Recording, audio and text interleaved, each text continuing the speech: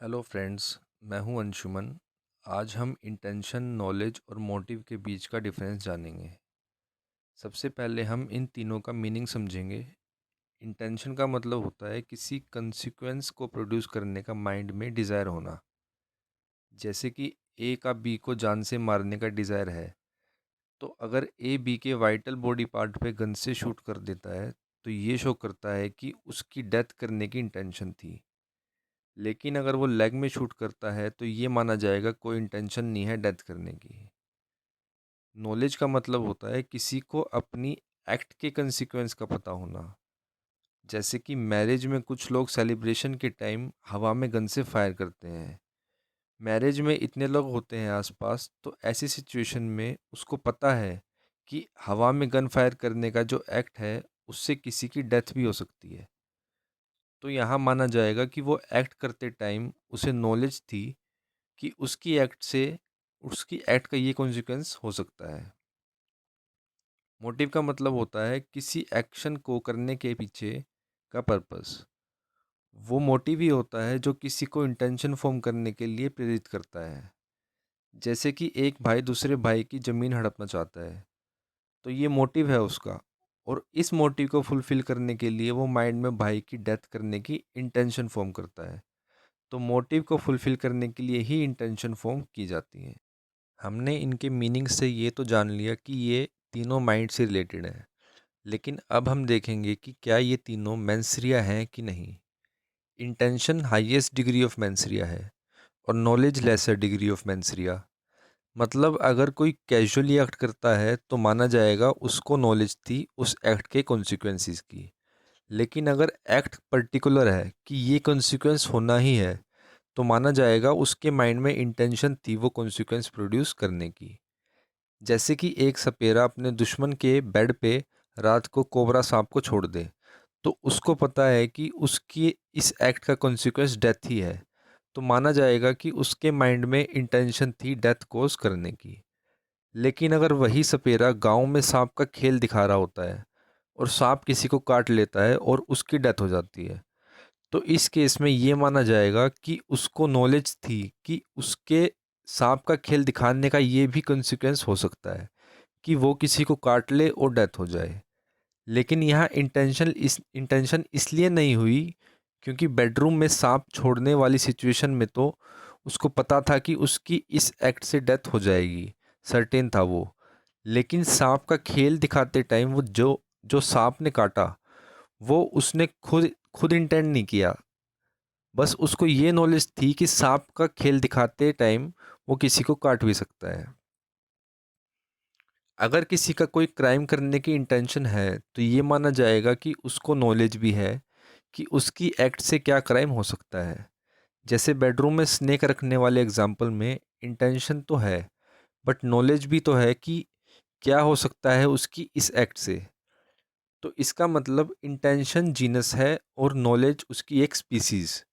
यानी हर intended act में उस आपको उसके कॉन्सिक्वेंसेस की नॉलेज है, ये इम्प्लाइड है।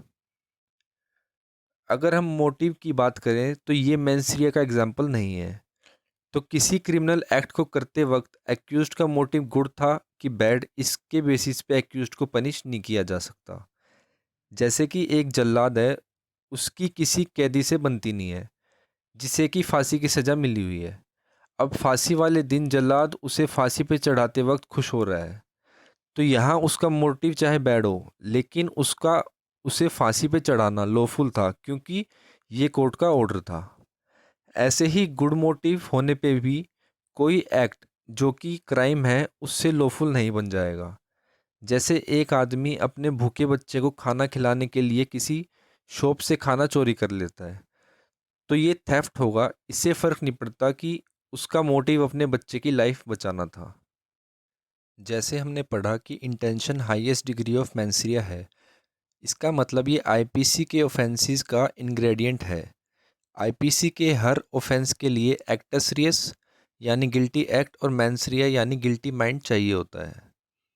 अब क्योंकि इंटेंशन ऑफेंस का इंग्रेडिएंट है, तो प्रोसिक्यूशन ऐसे एविडेंसेस कोर्ट में पेश करेगा जिससे कि ये शो हो जाए कि एक्यूज्ड की इंटेंशन थी क्रिमिनल एक्ट करते टाइम, ताकि ऑफेंस के दोनों एलिमेंट एक्टस रियस और मेंस रिया प्रूव हो जाएं। और एक्यूज्ड ऐसे एविडेंसेस पेश करेगा कोर्ट में कि ये प्रूव हो जाए कि उसकी कोई इंटेंशन नहीं थी क्रिमिनल एक्ट करते टाइम, ताकि मेंस रिया प्रूव ना हो और वो बरी हो जाए। तो इसका मतलब इंटेंशन एक फैक्ट इन इशू है, मतलब कि एक ऐसा फैक्ट जो दोनों पार्टीज के बीच में इशू है, जो प्रूव कर देगा वो केस जीत जाएगा। अब किसी का माइंड तो रीड किया नहीं जा सकता, तो इंटेंशन प्रूव किया जाता है कि उसने वो एक्ट कैसे किया। वर्ड हाउ पे फोकस किया जाता है। जैसे कि किसी ने सिर पे गोली मारी, तो यहाँ उसका ये एक्ट ही शो कर रहा है कि उसकी मारने की इंटेंशन थी। इंटेंशन की तरह नॉलेज भी ऑफेंस का इंग्रेडिएंट है, और ये भी फैक्ट इन इशू है दोनों पार्टीज के बीच। अब बात उठती है, एक्यूज्ड को क्राइम करते वक्त नॉलेज थी कि नहीं, ये कैसे पता लगाया जाएगा। तो ये माना जाता है कि हर आदमी को अपने एक्ट के नेचुरल कॉन्सिक्वेंसेस का पता होता है। तो अगर उसके एक्ट का कोई भी नेचुरल कॉन्सिक्वेंस पनिशेबल है लॉ में, तो ये माना जाएगा कि उसको नॉलेज थी वो क्रिमिनल एक्ट को करते वक्त। जैसे हमने मैरिज में हवा में फायरिंग का एग्जाम्पल लिया था, तो उसमें नॉलेज प्रिज्यूम कर ली जाएगी उसकी इस एक्ट से। अब अगर मोटिव की बात की जाए, तो ये आईपीसी के ऑफेंसेस का इंग्रेडिएंट नहीं है। यानी एक्यूज्ड का मोटिव बैड था कि गुड, इस बेसिस पे उसको सजा या बरी नहीं किया जाएगा किसी ऑफेंस के लिए। मोटिव एक रिलीवेंट फैक्ट है सेक्शन 8 इंडियन एविडेंस एक्ट में। मोटिव को प्रूव किया जाता है ये शो करके कि उसने ये एक्ट क्यों किया। वर्ड वाई पे फोकस किया जाता है। जैसे एक भाई दूसरे भाई की डेथ कर देता है, और उसने ये इसलिए किया क्योंकि वो सारी प्रॉपर्टी अपने नाम करवा लेना चाहता था। तो यहाँ वाई वर्ड से उसका मोटिव शो हो रहा है कि उसने डेथ क्यों की। चैनल को सब्सक्राइब करें और वीडियो को लाइक एंड शेयर करें। Thank you.